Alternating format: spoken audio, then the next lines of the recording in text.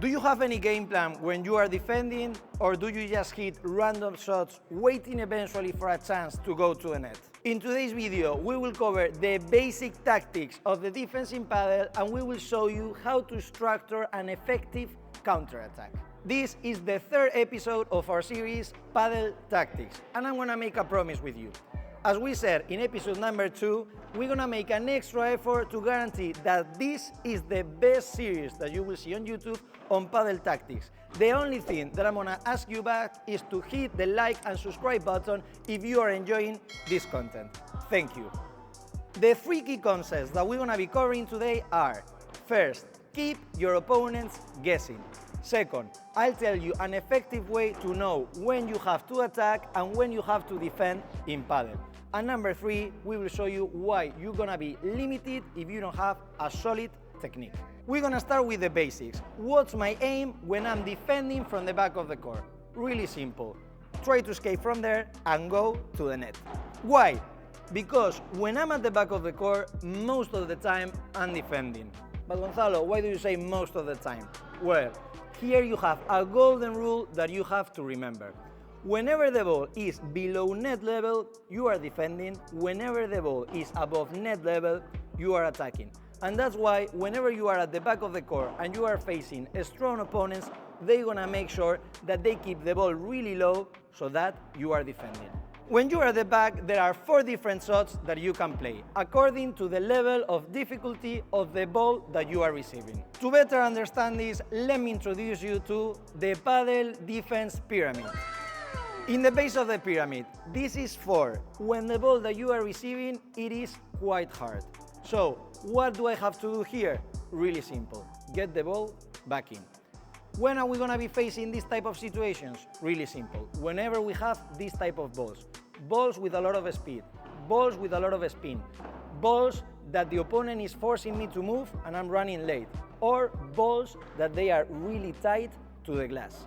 In this type of balls, all I'm gonna be doing is prepare short, touch the ball in front of me and try to get the ball over the net. I'm gonna be playing low, but with margin. In the next level of the pyramid, we have those balls that they are not that hard, but they are still challenging. In these balls, you have a bit more time to prepare a good shot and you want to try to get a bit more out of it. Here, we will be playing a fast ground stroke, ideally to the chest of the player or to the backhand volley. Why? Because if I'm able to do this, I can almost guarantee that my opponent is simply going to block, and now I have generated an easy ball. The problem here is that playing a fast ground stroke requires a really good level of technique. And I see so many Padel gurus out there that they say technique is not that important. The way I think is, technique is important, because if you don't have a solid technique, you will always be limited and you won't be able to exploit all the tactical possibilities of a given situation. If I manage to go through all the previous levels of the pyramid, now I go to the top where I'm getting an easy ball. And here we have 2 different shots that we can play, the lob and the chiquita. This is when finally I will be able to play a shot that allows me to conclude the counterattack, go to the net and start the attacking phase. The biggest mistake that I see on the lob is that people, they are mentally exhausted by all the effort to get to this stage, and as soon as they see that easy ball, they sense that relief, they just hit the ball high in the air with no intention. And of course, they get a smash. Instead, remember to play your lob intentionally, okay? You wanna get that ball behind the line, and super important, aim to the player with weaker overheads. That's the way you're gonna escape from the back. If you are an advanced player, you probably know the situation where your opponent makes a really good effort going behind the line and still playing the bandeja. But if your lob is good, you can still go to the net and block that shot to keep the net. And if by any chance the lob that you play is not good, don't worry, you stay at the back and you work the way back up of the Padel Defence Pyramid with patience. Option 2 of the top of the pyramid, the chiquita.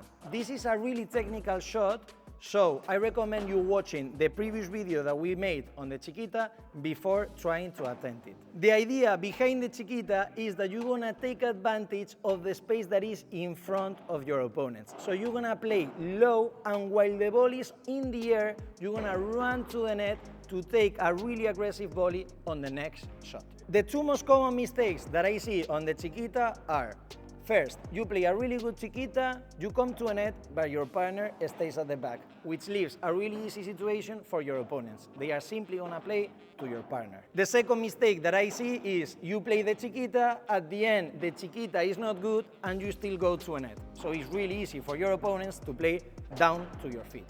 Remember, if you play the chiquita and it's not good, we stay at the back and we work our way back up the Padel Defence Pyramid. When you get to the top of the pyramid, you need to understand that the lob is easier and usually more effective than the chiquita. So the split that I recommend is 70% of those shots, they're gonna be the lob, okay? And 30% of the shots, they're gonna be chiquita. But if the lobs are safer, why don't we just play every time the lob? That's a good question. And the answer is, if you only play lobs, these players, they are simply gonna take a step back and they're gonna be waiting for that shot. So it is really important to mix them up so that they don't know if they have to come close to a net or back. And in this way, it will be much easier to play the lob.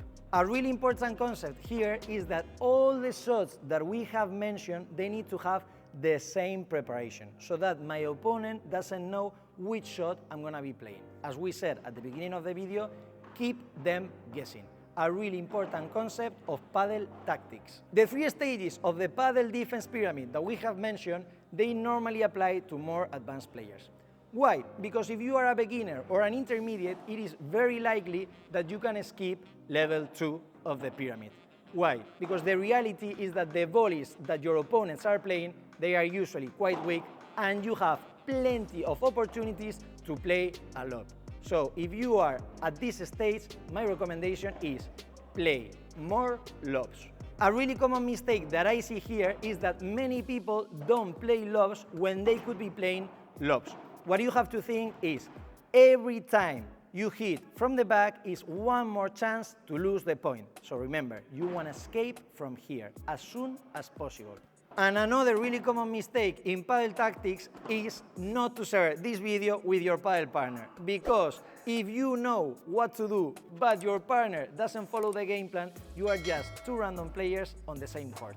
And if you want to practice Padel Tactics with me, I just wanted to let you know that we have a Padel trip to Alicante this summer. I will leave all the details in the description down below. And of course, if you need to ask me anything, you can also drop me a DM and I'll be happy to help. I hope that you enjoyed this video. Let us know in the comments what we should cover in Padel Tactics episode 4. Thank you for watching and we will see you in the next one. ¡Vamos!